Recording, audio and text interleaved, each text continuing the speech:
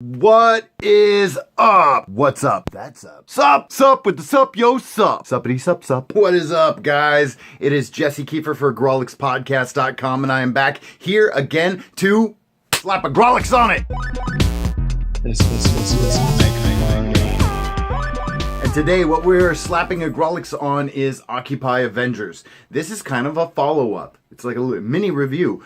And it's a follow-up to the hashtag 30-day comic book challenge, where one of the days was, what's a comic series that you are going to start reading that you weren't currently collecting?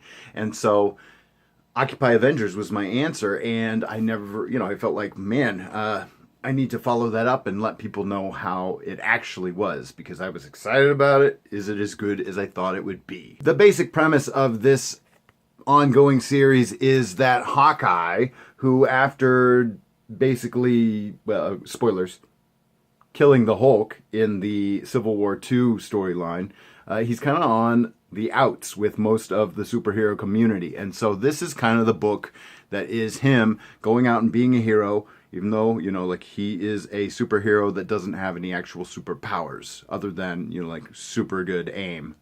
That's his superpower.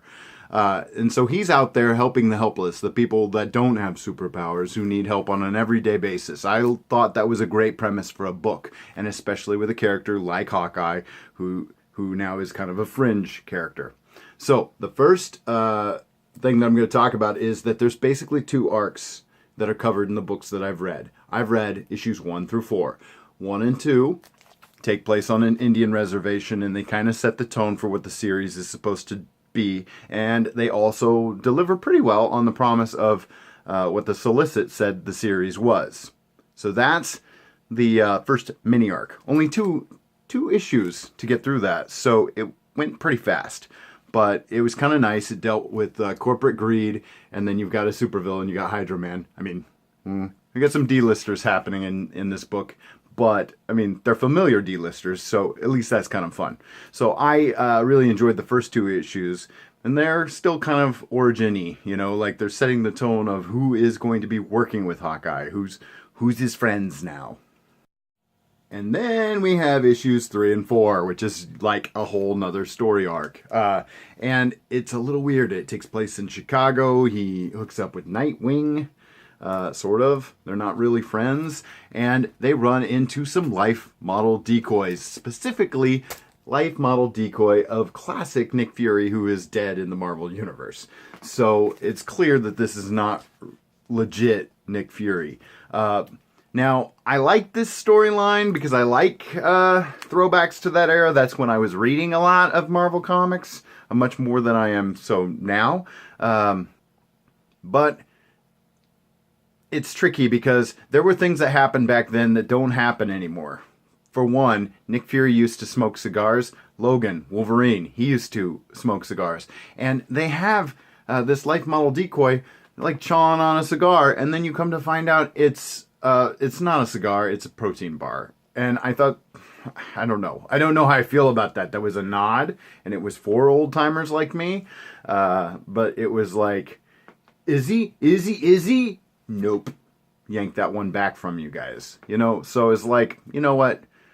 You could have classic Nick Fury and not do the cigar gag if you weren't gonna, go all the way with it. And it's a decision that Marvel made, that none of the Marvel characters smoke anymore.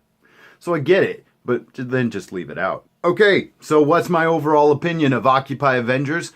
I would say overall it's been an interesting series, but if you are looking for like a hard line, should I buy this recommendation, I'm going to say, I don't know. I would wait and see. These first issues are okay. They're not blowing my mind. I do think that they're going somewhere, and I think that it's really going to tie into the next summer event, which is Secret Empire.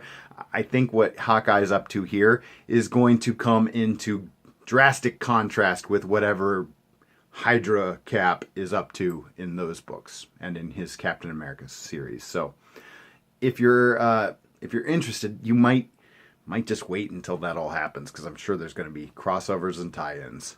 Or, I mean, if you want to be on the ground floor when that does happen and you want to know all the backstory, then yeah, you probably should pick up this book, because that's my prediction. That's my hot take prediction of this episode is I think that these two things are going to connect. I mean, it's pretty clear. So that is Jesse Kiefer slapping a Grawlix on Occupy Avengers. Thank you for watching this video. Hit like and subscribe so that more people can see things like me doing crazy hand jives. If you have questions for us or for me, either for Slap a Grawlix or for the Grawlix podcast, please send us your ideas at letters@grawlixpodcast.com, or just go ahead and click them down in the comments, either on YouTube or on VidMe or anywhere you're seeing this video. See you next time.